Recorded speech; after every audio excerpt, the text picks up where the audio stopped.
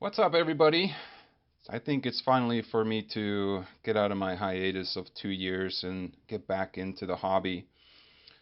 So I figured what better way to do that than to get into the craze of the dual stack frames and micro frames specifically.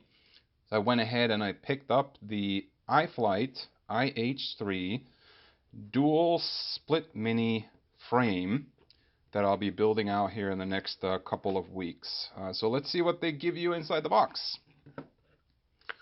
We get some white iFlight stickers. We get some dark iFlight stickers. Those are actually pretty nice. We have some standoffs and screws for all of our mounting. These, I believe, are for the dual stack camera. We'll talk about that in a little bit.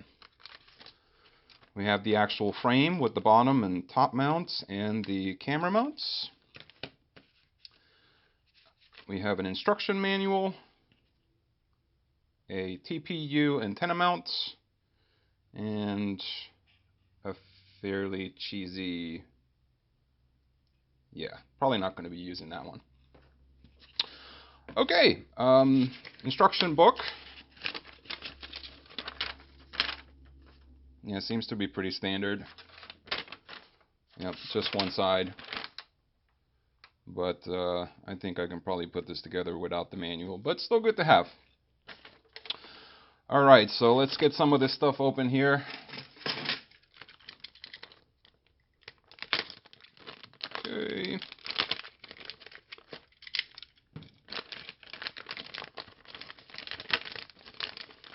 So this is the bottom plates.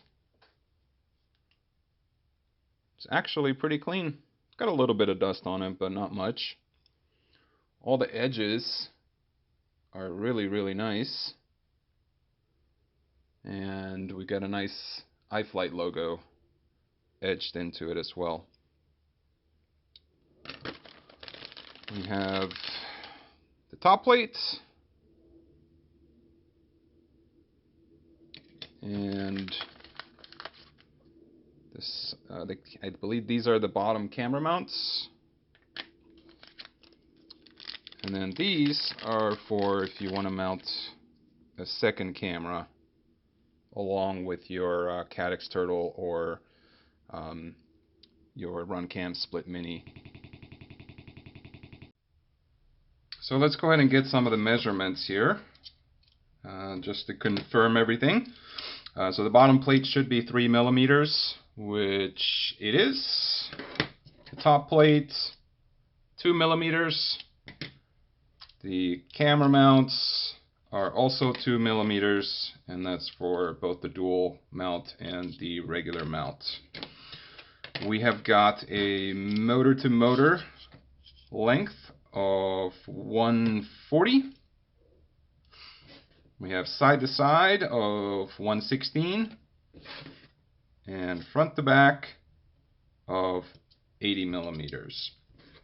You'll also notice here on the frame the motor mounts do support both 9 millimeter and 12 millimeter motors. And on that note, I actually haven't decided what motors I want to put on this thing yet. I've been tossing around between an 1108, a 1404, also the 1407, and I haven't decided if I want to try to keep this under 250 grams or if I want to go with something a little bit more powerful and not worry about the 250 gram limits. Anyways, give me a few minutes here. What I'm going to do now is put this thing together, and then we'll take a look at it with all the pieces put together, and we'll start taking a look at where all the components can fit.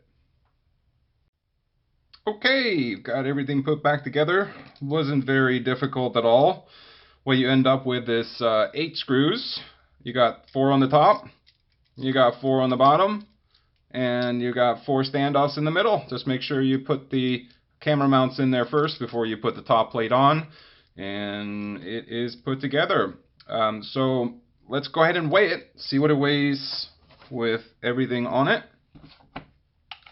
Going to get this teared. It's going to take a minute here because this thing is so old. I need to get a new one. Probably shouldn't touch it. There we go. So zeroed out. put our frame on top, and we are ending up at 40 grams. 40, maybe 41 grams. So that's everything, including the TPU on the back. I did weigh this separately. It was a gram. So if you take the gram off of it, and you're looking at 39 grams. If you want to go with the dual camera mounts, and instead of using these two pieces here, you use these two, and you can get a second camera on the top. Just add on an extra gram. The difference in weight between these and these was 1 gram. So not massive.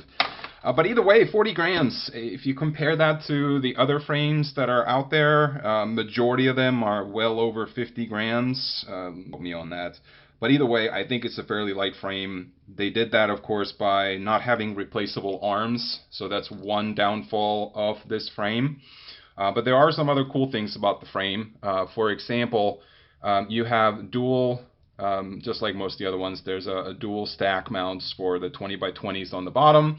But then on the top plate, you also have the ability to mount your flight controller onto the top piece upside down on the inside. So what that does now is your flight controller ends up being in the middle of your frame where it's supposed to be, instead of being off to the back side or the front side when it's mounted in one of these stacks. So I'm most likely going to try to mount it that way and get that going in there. So now it really just comes down to getting this thing built out. Oh, by the way, of course it does fit either a Caddx Turtle or a split mini.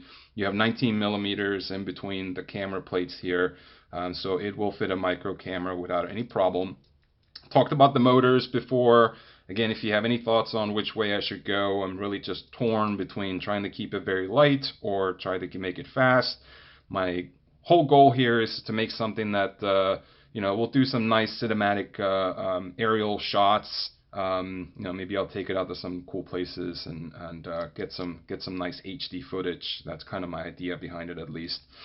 So excited about getting this built out. I still have some parts to get. I think I'm going to go with the Airbot Ori 32 combo for this. Possibly an AKK FX3 for the VTX. Get some 30-35 tri-blades, and I picked this up from Amazon, by the way. They had a sale on it. It was a $2 coupon, so I made it like $27.99, so really, really good deal for the frame. So I think that'll wrap it up. So thanks so much for listening to me ramble. Any questions at all, let me know. Otherwise, I'll see you on the next one. Have a great day.